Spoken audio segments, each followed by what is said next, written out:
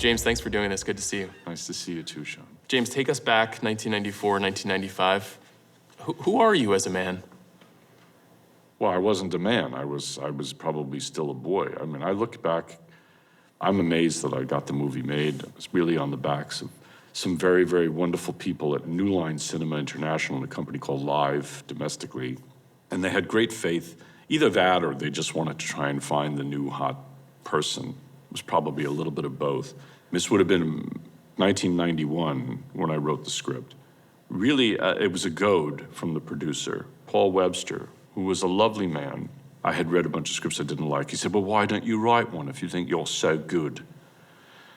So I thought, well, it's not that I think I'm so good, it's just I want to do something that's personal and all that. So I went out and wrote it, not too long a period of time, but tried to convey my state of soul at the time, which I think is very much a young man/boy's view of the world now when I look at it. Do you remember what you were reading and watching at that time? What was coming into your atmosphere? I remember very well. I had just seen a film which really inspired me called Deep End by Jerzy Skolimowski from 1970 with Jane Asher and John Mulder Brown. It's a beautiful movie. A young man, or boy, I should say, an adolescent, just rides his bicycle around Maud London and is obsessed with Jane Asher. And there was something very moody and tragic about the movie that I really loved.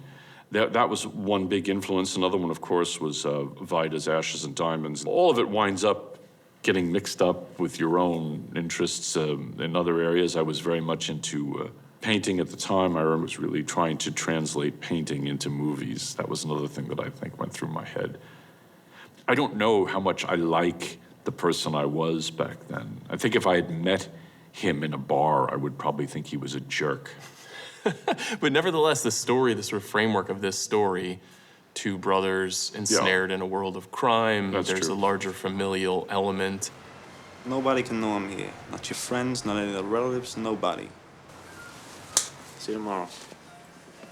It is a framework you've returned to over and over again. Do you remember what attracted Absolutely. you in the first place? What brought you to that space?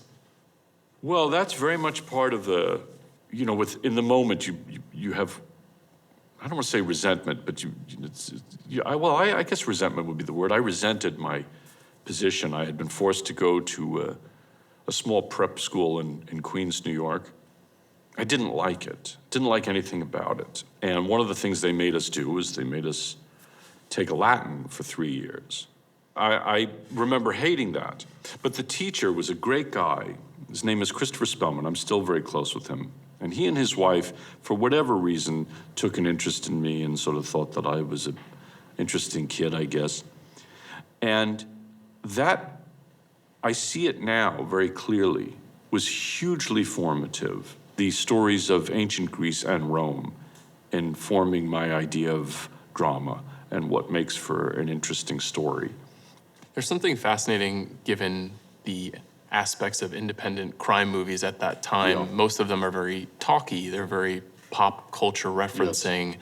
They're quick cutting and fast moving in many ways. Yeah. This film it feels like a rejection of that in a Yes. way, but did you have a consciousness of what was happening in the genre at the time? Yes, I had been going to movies really 4, 5, 6 times a week, maybe more, since really 1979.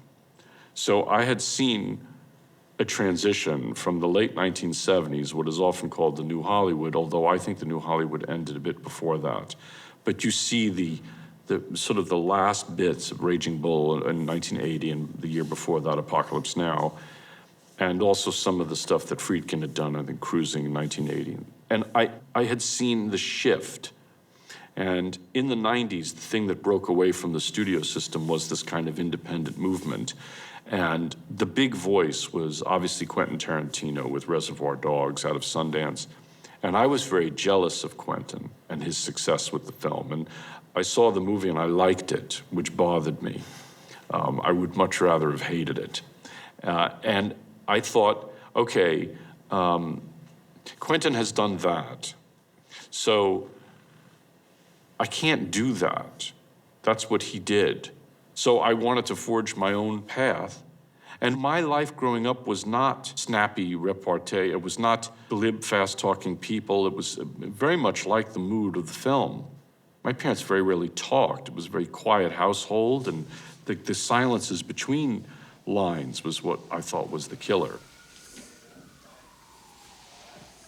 I was trying to convey my own state of soul because there's really only one of you, you know? You can imitate other people, but if there's anything in you that's interesting, it'll come out in the work if you are direct and honest with the audience.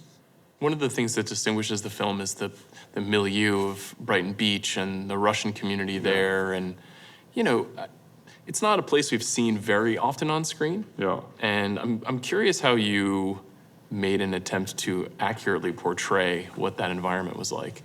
My concern at the time was to be, let's put it this way, accurate, but with elegance. Жизни прекрасно. You know, accuracy is not that interesting. Authenticity is what you're after. And usually authenticity involves a kind of greater truth.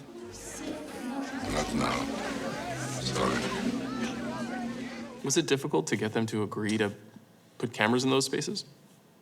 You know, I don't know about the difficulty. That's usually the producer's job or the location manager's job. What I do know is that there was overt hostility to us.